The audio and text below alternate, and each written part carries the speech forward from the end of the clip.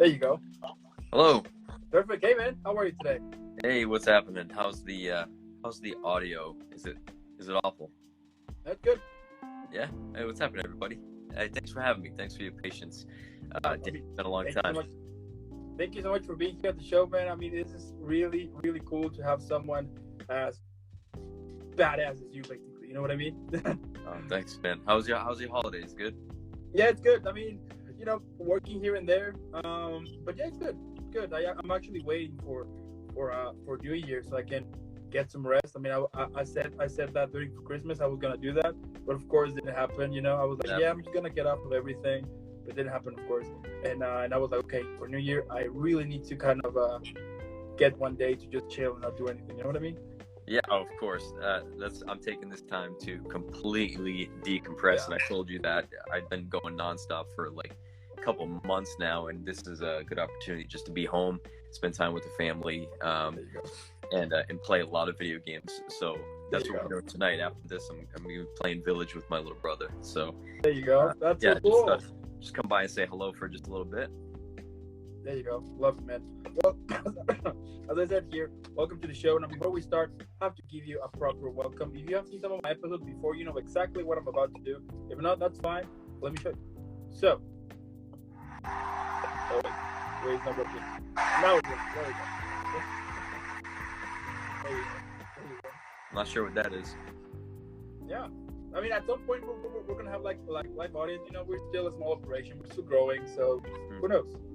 But hey, yeah, said welcome. So before we start, starting right now with the whole interview now, tell me how your acting career started. I saw these questions. That's a hard one to answer in a very short amount of time. I just started acting in student films in Boston a long time ago, probably around like 2010. And I just developed a love for it. I kept going in the New England area around Boston, a lot of small projects. I met a lot of great people, worked with a lot of great talented filmmakers and producers and directors, and it gave me the confidence to go to a place like LA. And I've been acting in Los Angeles for about 8 years now, just doing my thing. That's all. Amazing. Love it. Short answer. It's got to be. No, but it's cool. No, I love it. So in 2009, you were in Faceless. So was that like one of your first projects? And what are some of the things that you kind of remember from those first experiences?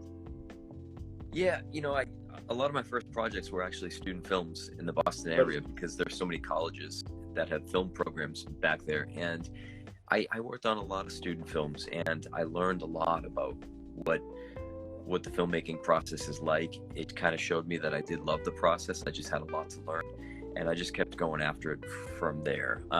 So a lot of like my first couple dozen credits were stuff that you probably never see, you'll never hear of. It's not mainstream stuff, just really small, but it's scratch beginnings, and I do kind of appreciate all those opportunities because they got me to where I am today, if that makes sense.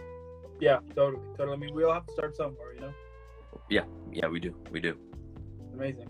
So then you were in one Sleeping Child Parks, Moria, Famiglia Lotta, Source, Johnny Taw, Irish Whispers, 617 Series, Murder University, The End of December, Night of the Naked Dead, The March Sisters, Christmas, the list goes on.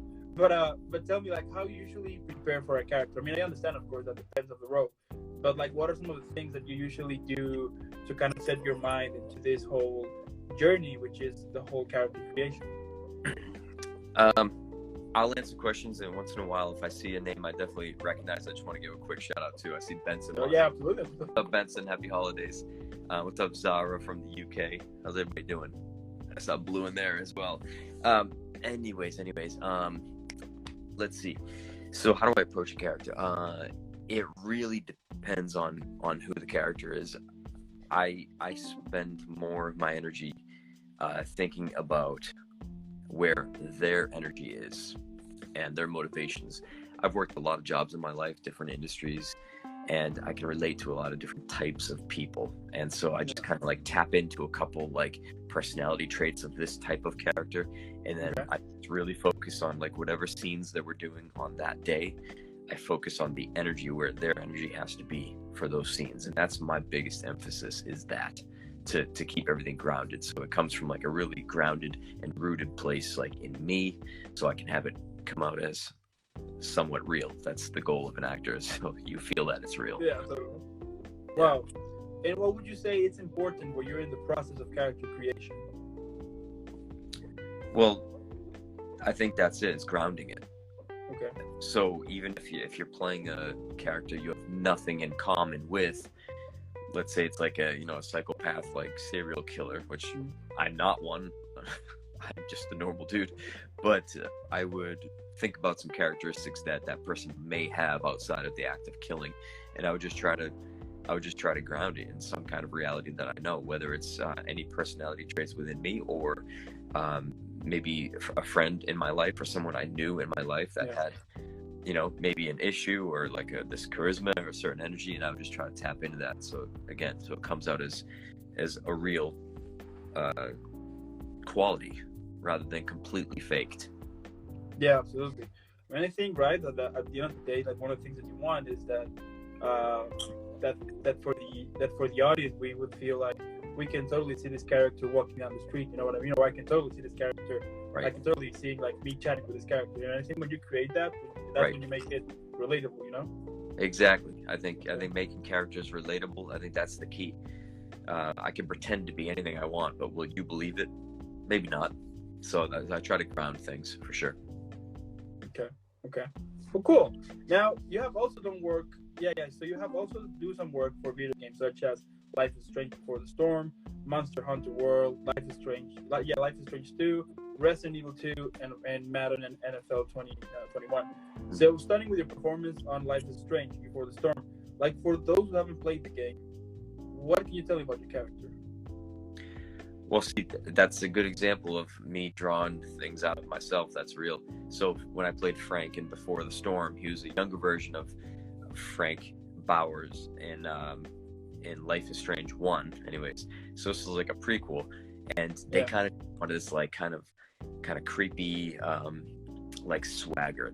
They kept throwing out like New England swagger in my talk and my cadence and everything like that, and attitude. And I can relate to that because I know a lot of people like this from my upbringing. I'm in Boston right now, and so I just kind of like lowered my voice, made myself sound a little bit like just a little off. Like, this isn't really how I talk. And I was just like, hey, how you doing? Like, that's just like this weird swagger. Like, you'd see this guy like in a club selling drugs and doing stuff he shouldn't be doing and stuff.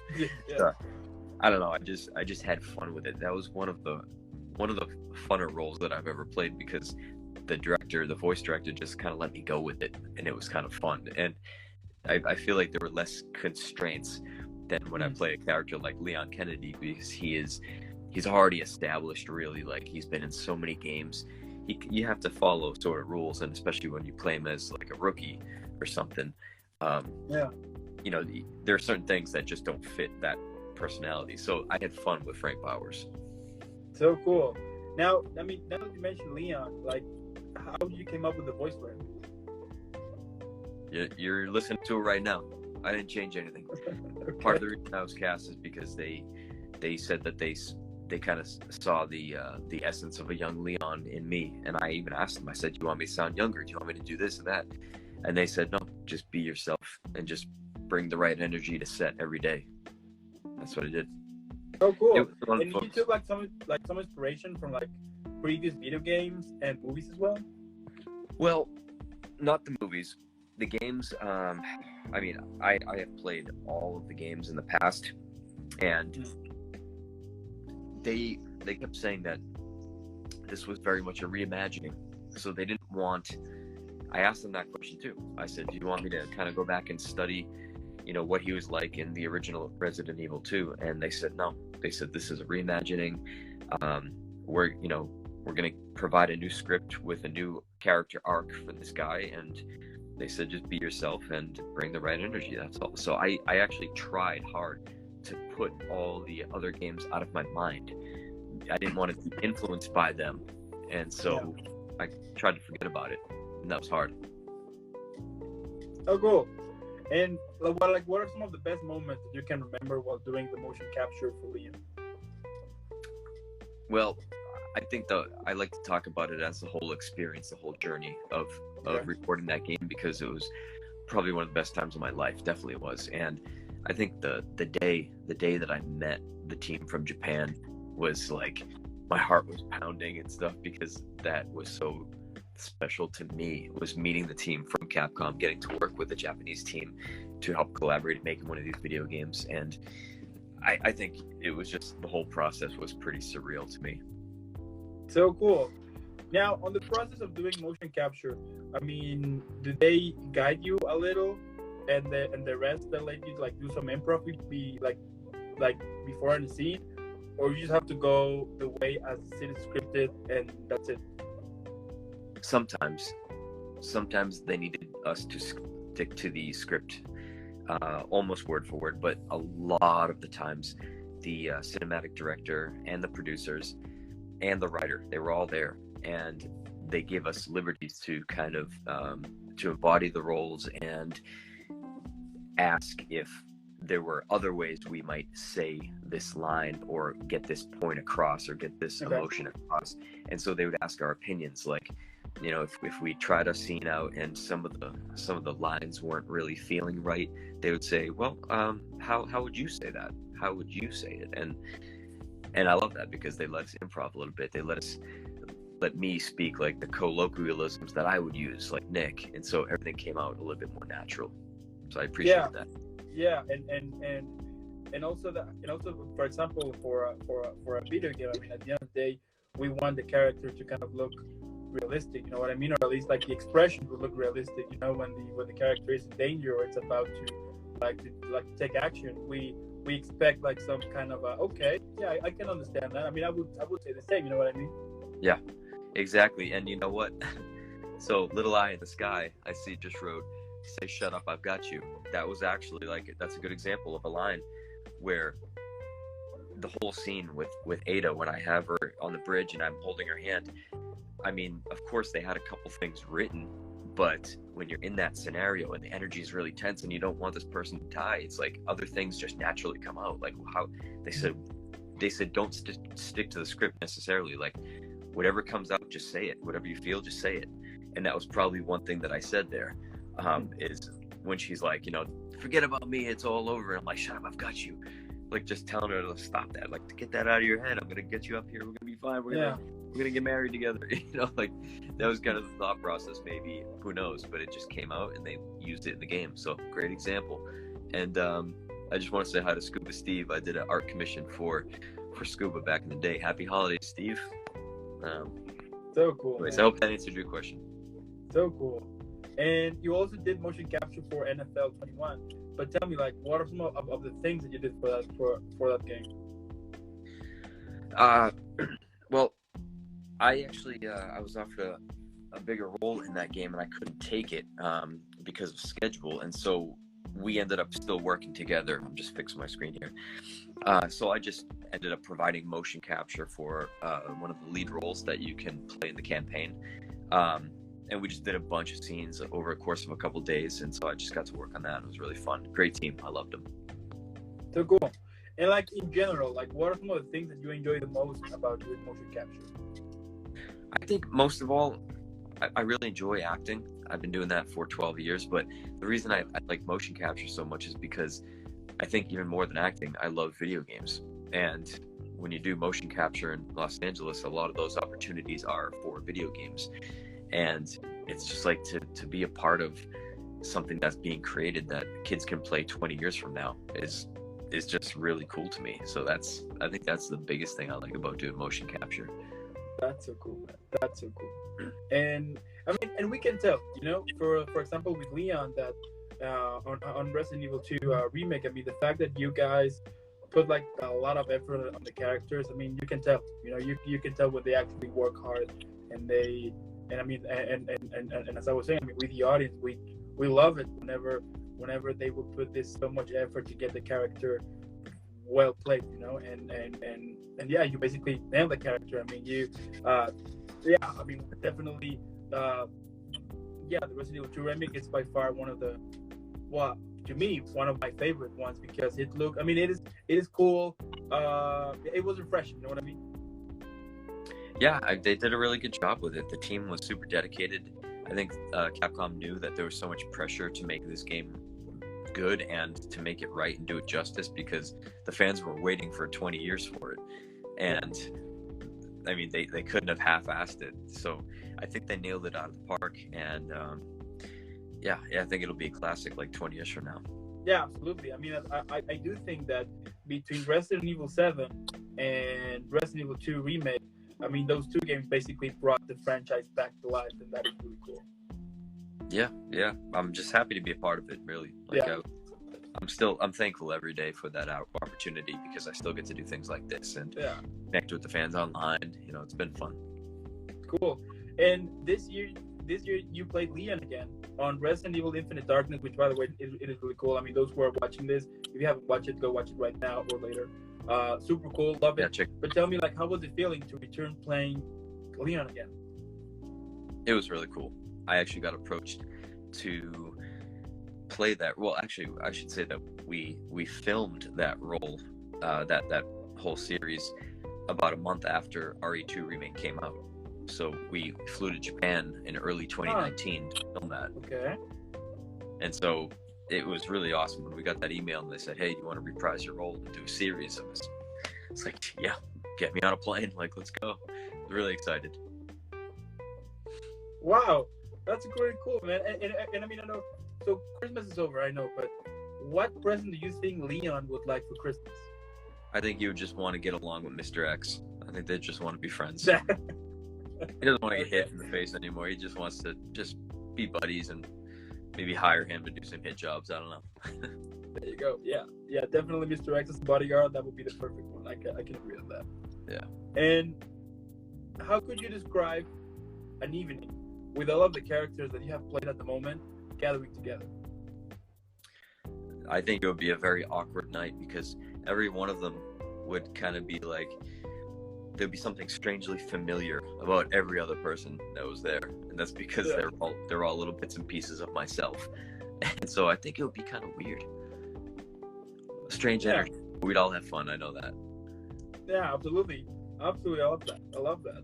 And if you could describe your career at the moment, either on a movie, TV show, book, a play, or even a video game, why not? What would be the title of it? Probably called Avalanche of Faith or something like that, because I have put so much faith into my career. It's been a gamble. My whole life for the past 11 or 12 years has been a big calculated gamble, and I used to tell myself, I don't know what's going to happen with this. All I know is that there's a lot of people trying to do what you're doing, and so you are going to bust your ass, and you might not make it, but you're going to try like hell. So I put a lot of faith in myself, as far as not the talent goes, like in the talent department, but mostly in the perseverance department, because I knew that it was going to take a lot of stamina to get anything done in this industry. You know, it's a tough one. It's a high risk, high reward industry. Yeah, absolutely. I think that.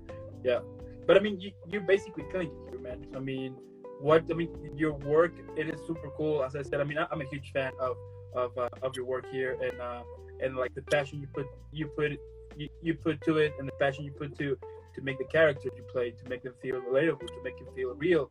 That is really cool. You know, I was having this conversation the other day with a friend of mine. Like, we were like, "Hey, do you remember like back in the day on video games, how awkward the voice acting was? You know, like how cringe it was, or how like movements or the reactions were like, meh. You were like barely believing, like, come on, you kidding me? But now, like with technology, of course, how and motion capture that it's now that they're putting like a lot more effort to make video games more into these huge films. You know, I mean that like sometimes even the budget for a video game would be amazing and would be huge in comparison to other type of film. You know what I mean?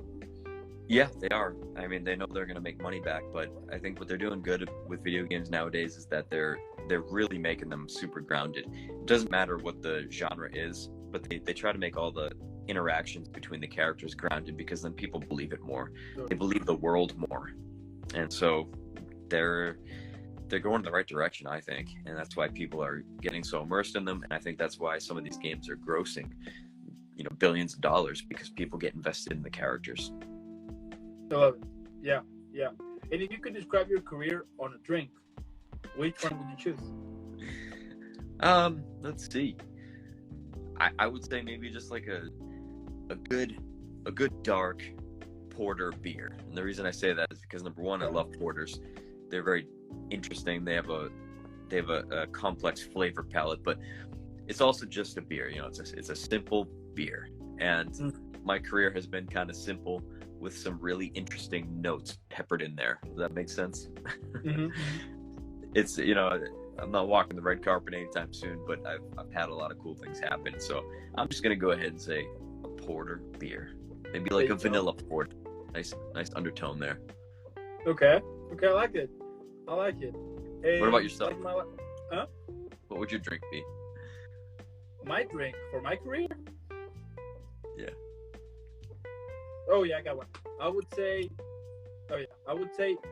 mezcal with Tabasco. Okay, I've had something very similar to that actually. So why would it be that? Well, because because you whatever they would tell you, that you would be like, are you crazy? And then when you have it, you'll be wondering like what is gonna happen, you know? Like, okay, I mean, it's gonna be tough. And when you drink it, it is tough, and you can feel like literally how it goes down into your stomach, and then like basically explodes it. But when I refer to my career, for example, when I started this whole podcast, I mean, at first I didn't know what the hell I was gonna do, you know, and I was from having this typical office job, well paid, and then to be just done with it and just tired of it, and like friends would tell me like, hey, but you have a job, and I was like, yeah, but it's killing me here, and like regardless how much money they pay me, I just hate it because it's not me, and I do believe that I have to do that I'm here to do something, you know. Of course that I need to discover it, but I'm super sure that I can do something better instead of just following this. And then funny enough, a couple of weeks later, when I decided that, they fired me, and like the moment when I'm walking, like 2 days before they fired me, I was like with the idea like, okay, I'm gonna make this podcast, let's make it happen. And then I started sending messages, right? And one of them was to Paula Rhodes, which, you know, she gives the voice to Evelyn and in Resident Evil 7, and also she appears in Resident Evil 8. So I sent a message to her, and I was like, okay, I mean, she's probably gonna be super busy, but that's fine. So I sent her a message. Then they fired me from that place, and as I'm walking out the building, cursing at them, of course, then my phone started to make the sound that a message came by. And then when I opened it, it was a message from Paula Rhodes saying like, I love the idea, let's make it happen. And that basically clicked. That click in my head, like, okay, I think this is where I'm gonna go from now on. And I mean, if you watch that interview, I mean, I don't watch it because it was like my first one, and I was just like super nervous because I'm also a fan. So I was just like super nerding out and just sweating, and it was horrible. But it was really cool at the same time. And I remember that when we were about to finish, she told me like, hey, are you planning to do this, you know, as a career? And I was like, yeah, I think so. And she was like, well, if you're gonna do that, just be aware that you're gonna have to put a lot of sacrifice on it, and there's gonna be moments in which you are not gonna be able to go out with friends or to even be with family because you're gonna be working on that. But trust me that once you make, I mean, like the reward you're gonna get from all of this hard work you're putting, it's amazing. So yeah, as I said, it's like that thing, because I was super scared, and then that first interview I got, basically I was just, you know, like shaking and super nervous, and I don't even know what the hell I was doing. But once the whole effect of the drink is done, you're like, okay, give me another one. So yeah. So your whole career is a big smoky explosion waiting to happen. Your answer was a lot more thought out than mine was. So congrats on that. It was interesting. I like that. Yeah. I mean, at the end of the day, I do believe that if you want to do something in life, just go out there and do it. I mean, of course, you need preparation, you need to learn, you need to pay bills. You know, I mean, even though that I had the show, I do have a temporary job that I have in order to pay bills. But you know, but as I said, I mean, life is too short, and that was like one of the things that was constantly hitting in my head. That so you're gonna work in this place, and then what? You know, you're gonna reach 50, 60, 70, and then, you know, like somebody else is gonna take your place. Then that company, whatever, they're gonna kick you out, and then whatever you did, just gonna disappear eventually, and then, and that felt horrible for me at least. And I was like, no, I mean, I do want to at least share something, or at least show people that life is not like that, or at least that if you have a dream, just go out there and do it. And what better way to get inspired for, like what better way to get inspired than for someone who is actually doing it, So that's great. Well, this is a good lessons for anyone who's watching still. That's great. Yeah. Life lessons is to just make sure that you have a passion for what you're doing.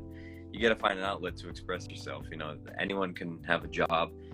They might not be happy in it and they'd be miserable for the rest of their lives getting a steady paycheck. But I don't, I've grown a little older to understand that I don't think that's worth it, So I like that. I like that you said that. Yeah. Like funny enough, like this company that I used to work, of course that I sold them, but anyway, that's another story there. But like my point here was that when a friend of mine, that he was telling me like, hey, well, like what are you gonna do now? I mean, you don't have a paycheck now. And I was like, yeah, but you know what? It is really interesting because I feel much better. I feel much relaxed, and I now understand that what I want to do now. Of course that I need money to pay stuff, and I need money to prepare, taking classes here and there, courses and whatever. And that's fine. You want to take like a temporary job to make that happen, but don't lose focus on what you want. Because I think like a lot of people might lose focus on the way. Easy to do. So, yeah. It's easy to lose that focus, but this has been a good lesson. So you might not have a steady paycheck, but what you got is a shot of mezcal and Tabasco. Oh yeah, I have it somewhere out here, and yeah, like every now and then, be like, okay, let's drink one, like for all time. But yeah, I mean, it's really cool. Almost 200 episodes. I mean, I've interviewed a lot of talented, amazing people. I mean, and like each new episode I got, for me at least, it's like something new, and I still love doing this because it's not repetitive. It's not like repetitive for me, and I get the chance to meet so many cool people. I mean, it's amazing. Awesome, man. Well, I'm happy for you. I'm happy we can make that eventually. Thanks for sticking with it. It's taken a long time for me to come around, but this was a good time for this to happen, though. Yeah, absolutely, man. Here, and like my last question, super quick here, is like, what motivates you? I mean, we all have those days in which we just feel like shit. Basically, we just want to quit. We just want to stop doing what we do. We think that that we have done is worthless. That we have wasted our life. That we have wasted our life. But what makes you to go out of those toxic thoughts and be like, you know what, F it, I'm just gonna do this because I love it, and that's it. Well, again, that's another deep, profound question, and I'll try to give you the short answer. And I think what motivates me is that there is a lot inside of me that I want to express artistically. I've been an artist all my life, and I want to get it out there, and there's only really one way to get it out there. That's to do it. I want my work to be as good as possible, and I am fortunate. I am able-bodied, and I mean, I just look at things in life, whatever makes me happy, whatever kind of catches my interest, it makes me want to do that. It makes me gravitate towards stuff like that. And when it comes to acting, when I see like action movies and stuff like that, that made me happy when I was a kid. And I said to myself, why couldn't I do that? Why can't I affect people like, even in dramatic roles and stuff like that? And what motivates me is the fact that I can do it. I am able-bodied. There's no excuse for me not to do it, and I know as I get older that I've only got one shot at this. We only get like one lifetime to do this sort of stuff, and so I'm taking advantage of the fact that I still get some good young energy in me, and I'm just trying to do as much as possible. I don't want to be on my deathbed regretting stuff, and so that motivates me to get off my ass and do shit, because we're not going to be here forever. And so, and I'm just trying to enjoy like every day as it comes, and the great people that come into my life, I just want to always give them enough energy back as well, and just enjoy it. Just whatever keeps me smiling, that's what motivates me to keep doing it. There you go. I mean, what can I say, man? I mean, you're like basically dropping the mic here, so it is really cool to hear what you do. I mean, as I said before, what you do is amazing. I love your work. I can't wait to see more of your amazing job, and I'm super sure that from 2022 we're gonna see a lot of more epic stuff of what you do here and there. Keep killing it, and And I mean, and also I want to thank those for watching this right now. I mean, thank you so much. If you're watching this now or later, thank you. Or if you're watching this later on YouTube or listening in or on Spotify or Apple Music, make sure that you follow Nick and all social media. I mean, he's awesome. Normally, what I would say is for you to put pause, then leave a like, subscribe, follow, helps me a lot. And then, since it's holidays, who cares about being healthy? Go eat a cookie or the whole box. Who cares? And Mezcal and some Tabasco. Yeah. Definitely for dessert, have a mezcal with Tabasco. It's gonna be